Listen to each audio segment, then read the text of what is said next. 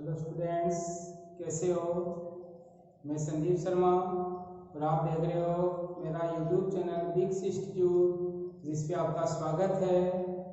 तो बच्चों, आज के वीडियो में अपन क्या देखेंगे कि जो आपकी यूनिट नंबर फर्स्ट है, इसका नाम आपका इलेक्ट्रोस्टैटिक्स या हिंदी में कह देते हैं स्थिर विद्युत की। उसमें आज अपना टॉपिक पढ़ेंगे अपन कूलाम के नियम का सदिश निरूपण। यानी कि आज का वीडियो देखने के बाद में आप कूलाम के नियम का जो सदिश निरूपण करते हो उसमें आप कहीं भी मिस्टेक नहीं करोगे, ये मेरी गारंटी है। और इस पे बेस्ड जैसा भी क्वेश्चन आपको पूछ लिया जाए, चाहे कार्तीय निर्देशांक पद्धति में पूछे या सदिश निरूपण में पूछे, उससे संबंधित आप क्वेश्चन गलत नहीं करोगे। इसलिए वीडियो को अंत तक देखिएगा और वीडियो को देखने के बाद में इसको लाइक और शेयर करना ना भूलें। और जो भी बच्चे मेरे चैनल पे नए हैं वो मेरे चैनल को सब्सक्राइब करें और अपने फ्रेंड्स से भी अपने चैनल को सब्सक्राइब कराएं, ताकि जो बेनिफिट आपको मिल पा रहा है वो बेनिफिट आपके फ्रेंड्स भी ले पाए। तो बच्चों, अपन देर ना करते हुए आज का टॉपिक स्टार्ट करते हैं। तो आज का टॉपिक है कूलाम के नियम का सदिश निरूपण। आपको ये तो पता ही है कि कूलाम का जो नियम होता है, उस कूलाम के नियम से किसको परिभाषित करते हैं अपन? स्थिर विद्युत बल को। यानी कि कूलाम के नियम की सहायता से स्थिर विद्युत बल की गणना की जाती है। अब इस गणना की अगर आप बात करोगे तो आपको पता है कि बल शब्द आते ही बल कैसी राशि होती है? सदिश राशि होती है। तो अपन कह सकते हैं कि स्थिर विद्युत बल को भी अपन क्या कर सकते हैं? सदिश रूप में निरूपित कर सकते हैं। अब आपको 11वीं क्लास में पढ़ाया जाता है कि अगर सदिश निकालना हो तो एक तो सदिश का परिमाण चाहिए, एक आपको किसकी आवश्यकता पड़ती है? एकांक सदिश की। तो अगर आपकी एक कोई भौतिक राशि है जो सदिश राशि है, तो उसको अपन सूत्र के रूप में इस तरीके से लिख सकते हैं कि ए का परिमाण और ए की दिशा में एकांक सदिश। अब ए के परिमाण से क्या मीनिंग है कि ये सदिश राशि के परिमाण को निरूपित करेगा, और जो सदिश ए है वो किसको निरूपित करेगी? सदिश राशि को। अब यहाँ पे जो एक आता है, इस एक को एकांक सदिश कहते हैं, जिसका यूज लिया जाता है दिशा को प्रदर्शित करने के लिए। यानी किसी भी सदिश राशि की अगर अपन को दिशा प्रदर्शित करनी है तो अपन क्या कर सकते हैं? एकांक सदिश की सहायता से निरूपित कर सकते हैं। तो और निकालने का सूत्र होता है सदिश बटा सदिश का परिमाण। यानी कि अगर आपको कभी भी एकांक सदिश निकालना हो तो आप एकांक सदिश को निकालने के लिए सदिश बटा सदिश का परिमाण का सूत्र काम ले सकते हो। अब आपके पास इसी के आधार पे अपन बल को लिख सकते हैं, बल का परिमाण और बल की दिशा में एकांक सदिश। जहां मोड ऑफ एफ है वो निरूपित करेगा स्थिर विद्युत बल का परिमाण। एफ के ऊपर जो ये लाइन लगी हुई है, एरो लगा हुआ है, वो बताएगा स्थिर विद्युत बल का सदिश। अब इसी पे बेस्ड आपका एक क्वेश्चन है जो आपको क्वेश्चन की फॉर्म में भी पूछ सकते हैं इस क्वेश्चन को, टॉपिक को। अब क्वेश्चन क्या कहता है कि सिद्ध कीजिए कूलाम का नियम न्यूटन के तृतीय नियम की पालना करता है। यानी कि अब आपको क्या करना है कि ये सिद्ध करके बताना है कि जो कूलाम का नियम है वो न्यूटन के तृतीय नियम पर आधारित होता है, सिद्ध करना है। तो इसको सिद्ध करने के लिए आपको क्या करना है कि पहले तो एक डायग्राम बनाना है। अब इस फिगर में अपन ने एक तो Q1 चार्ज दिया है, एक क्या लिया है? Q2 चार्ज दिया है। Q1 चार्ज का इस मूल बिंदु O के सापेक्ष स्थिति सदिश R1 है और Q2 का स्थिति सदिश R2 है। तो R1 और R2 क्या हो गए? Q1 का स्थिति सदिश और Q2 का स्थिति सदिश। ऐसे ही आपका इस Q2 का Q1 के सापेक्ष स्थिति सदिश है R12 और इस Q1 का Q2 के सापेक्ष स्थिति सदिश है R21। तो आपको पूछ लिया जाए R1 क्या होता है, R2 क्या होता है, R12 क्या होता है और R21 क्या होता है। अब आपको याद हो तो अगर निर्देशांक दिए गए हो तो अपन स्थिति सदिश को i के j के और k के की हेल्प से रिप्रेजेंट कर सकते हैं कि x कोऑर्डिनेट को i के से मल्टीप्लाई कर दिया जाता है, y कोऑर्डिनेट को j के से और z के कोऑर्डिनेट को k के से।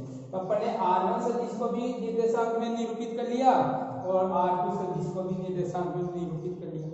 अब अगर आप इस त्रिभुज में देखोगे तो एक सदिश तो ऐसे जा रहा है, एक सदिश ऐसे, तो इन दोनों का योग इस सदिश के बराबर होगा। ये सदिश R1 है, ये सदिश R12 है। तो आप यहाँ से इस R2 को निकालना चाहोगे तो R2 बराबर लिख सकते हो R12 बराबर लिख सकते हो R2 माइनस R1। और कैसे लिखा, आपने इसमें त्रिभुज नियम लगाया तो R1 प्लस R12 का योग है वो R2 के बराबर मिलेगा आपको, और उसी के आधार पे R12 बराबर लिख सकते हो R2 माइनस R। दूसरा, अगर आप इस चित्र में देखोगे तो इस Q1 के कारण Q2 पे बल लगेगा और इस Q2 के कारण Q1 पे बल लगेगा। तो Q1 के कारण Q2 पे लगने वाले बल को F12 से लिख रहे हैं और Q2 के कारण Q1 पे लगने वाले बल को F21 से लिख रहे हैं। अब F12 की डायरेक्शन में तो यूनिट वेक्टर R12 कैप है और F21 की डायरेक्शन में यूनिट वेक्टर R21 कैप है। तो इस फिगर में किसी भी बच्चे को प्रॉब्लम नहीं होनी चाहिए। क्या लिए, दो आवेश लिए, उनके स्थिति सदिश निरूपित किए और दोनों आवेशों पे लगने वाले बलों को निरूपित किए। अब आपके पास यहाँ है F12 का मीनिंग है आवेश Q2 पर आवेश Q1 के कारण लगने वाला स्थिर विद्युत बल।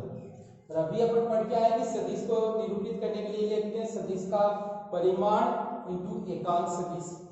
अब सदिश का परिमाण है वो तो F12 लिख लिया और एकांक सदिश F12 का कैप लिख सकते हैं।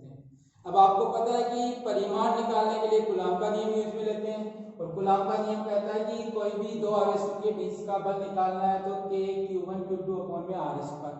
तो इस सूत्र से अपन ने K Q1 Q2 लिखा और इन दोनों के बीच की दूरी आपके पास R12 है तो इस R12 का परिमाण का स्क्वायर लिख दिया और इसकी दिशा में एकांक सदिश R12 कैप है तो अपन ने R12 कैप लिख दिया। अब अभी आपको पढ़ा है कि एकांक सदिश को लिख सकते हैं सदिश बटा सदिश का परिमाण। तो इस R12 कैप को लिखा जा सकता है R12 सदिश बटा R12 सदिश का परिमाण। तो अपन ने ये लिख दिया यहाँ पे। अब ये दो और एक मिलके तीन हो गए तो आप इसको ऐसे लिख सकते हो K Q1 Q2 upon R12 का क्यूब और R12 सदिश। और आपने यह बता दिया कि R12 का कैप है वो R12 अपॉन में R12 के परिमाण के बराबर है। इसी प्रकार आप F21 निकालोगे तो इसको लिखोगे F21 का परिमाण और F21 की दिशा में एकांक सदिश। अब F21 का परिमाण है वो भी इसी सूत्र से निकालेंगे K Q1 Q2 और ये वाली इसकी दिशा में दूरी R21 है तो R21 का स्क्वायर लिख दिया अपन ने। तो इसकी दिशा में एकांक सदिश आपका R21 कैप है तो अपन ने R21 कैप लिख दिया। यहाँ R21 कैप को भी अगर R12 कैप की तरीके से सूत्र में निरूपित करते हैं तो आप यहाँ लिख सकते हो कि R21 कैप है वो सदिश R21 बटा R21 के परिमाण के बराबर है। ये वाला मान अगर यहाँ रखते हैं तो आपके पास ये बन जाता है। अब चित्र में देखने पर पता चल रहा है कि R12 इधर है R21 इधर है तो आप यहाँ से लिख सकते हो R12 बराबर है R21 के और दिशा में अपोजिट है। तो ये तो परिमाण हो गया, ये दिशा हो गई आपके पास।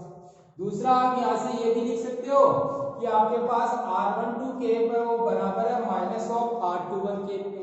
तो आपने इस R21 कैप की जगह क्या लिख दिया R12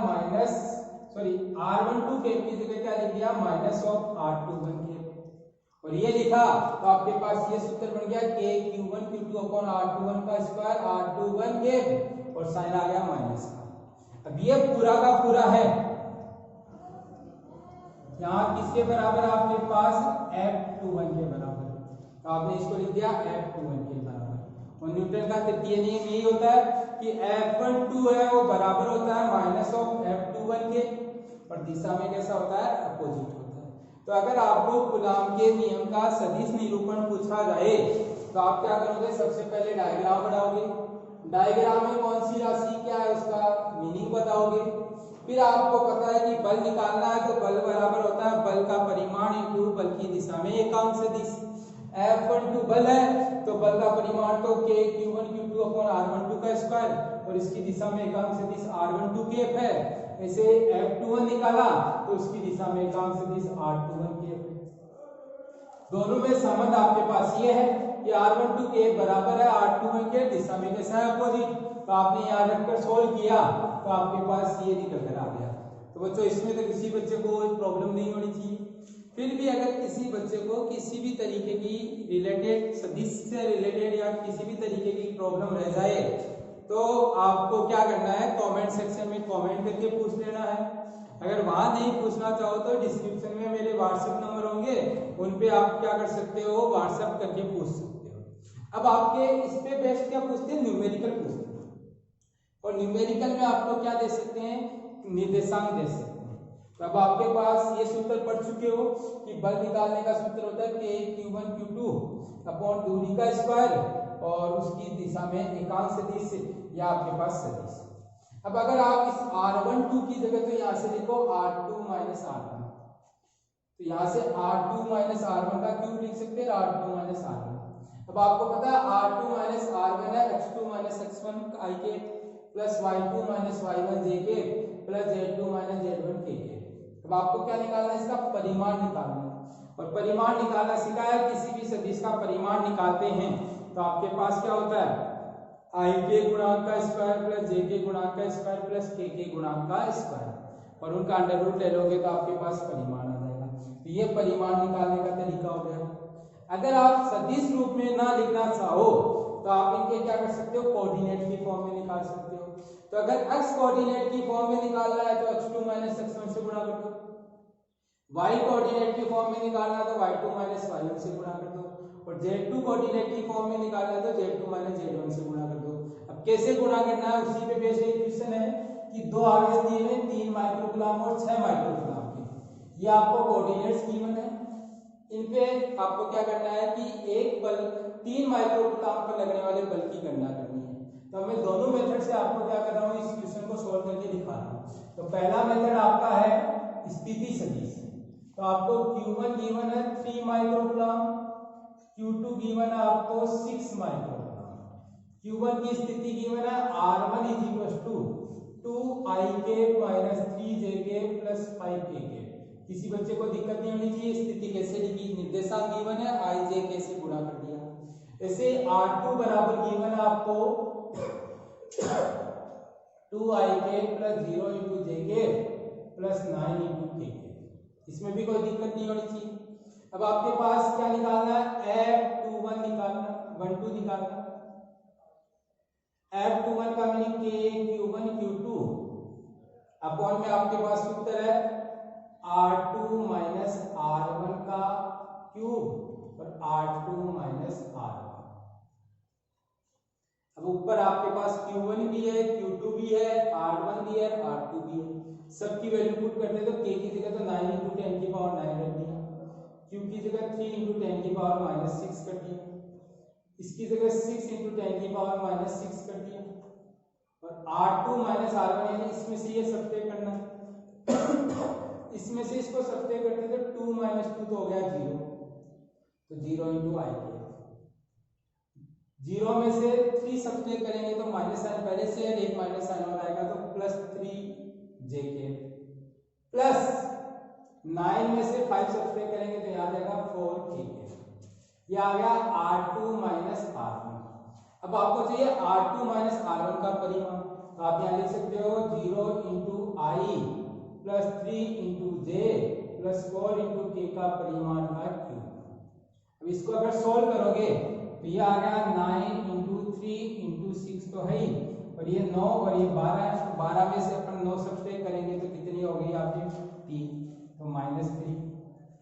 ये आपके पास है 0 इंटू आई के प्लस 3 इंटू जे के प्लस 4 इंटू के, और नीचे वाले का परिमाण निकालोगे तो आपके पास आ गया अंडर रूट 0 का स्क्वायर प्लस 3 का स्क्वायर प्लस 4 का स्क्वायर, जिसकी पावर कितनी है आपके पास 3।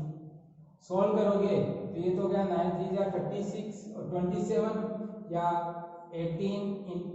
9 इंटू 18 इंटू 10 की पावर माइनस 3 तो है ही, और ये आपके पास सीधा सीधा 0 इंटू आई के प्लस 3 इंटू जे के प्लस 4 इंटू के के। अब इसका अगर आप अंडर रूट सोल्व करना चाहो तो इसका अंडर रूट आपके पास कितना हो गया 5, और 5 की क्यूब है तो इसको लिख सकते हैं 125। यहाँ से आपके पास ये जो आंसर है ये आपके पास आ गया 144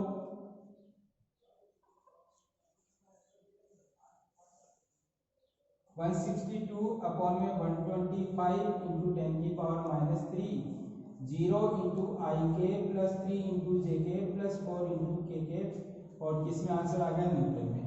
अब आपको बोला घटक, तो बल में 3 घटक होते हैं, तो एफ एक्स घटक तो यानी इससे गुणा करना तो ये 0, एफ वाई घटक यानी इससे गुणा करना तो आपका 162 इंटू 3 अपॉन में 125 इंटू 10 की पावर -3 न्यूटन, और एफ जेड का मीनिंग के का गुणांक होता है, तो इससे गुणा करते हैं तो 162 इंटू 4 अपॉन में 125 इंटू 10 की पावर -3 न्यूटन। ये तो आपका पहला मेथड हो गया किसके रूप में, सदिशों के रूप में। अब कोई बच्चा कहे मैं तो सदिश रूप में नहीं निकालना चाहता, तब आपका घटकों के रूप में आपका जनरल सूत्र दिखा दिया, Fx इज इक्वल टू के Q1 Q2 अपॉन में x2 minus x1 under root x2 minus x1 का square plus y2 minus y1 का square plus z2 minus z1 का स्क्वायर की पावर 3। ये आपका ये सूत्र था, या 3/2 अंडर रूट हटाना चाहो तो 3/2 कर दो।